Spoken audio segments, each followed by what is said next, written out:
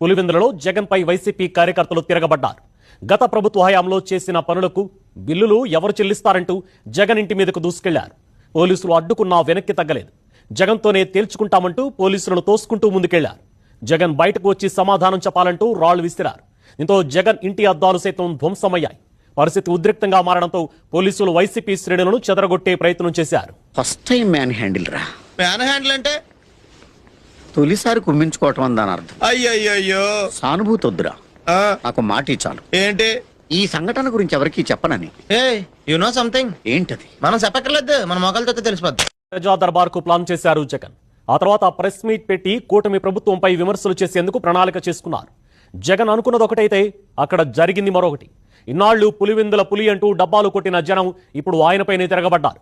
జగన్ను నమ్ముకొని పనులు చేస్తే తమ కుటుంబాలు రోడ్డున పడ్డాయంటూ ఆగ్రహం వ్యక్తం చేశారు. అధికారంలో ఉన్న సమయంలోనే పలుమార్లు విజ్ఞప్తి చేసిన బిల్లులు క్లియర్ చేయలేదని ఆవేదన వ్యక్తం చేశారు. సొంత గడ్డపై సొంత పార్టీ శ్రేణులు తిరగబడడంతో జగన్ షాక్ తిన్నారు. ఏంటిది చిన్నపిల్లల ఏడుస్తా? ఎవరు చూడలేదు కదా,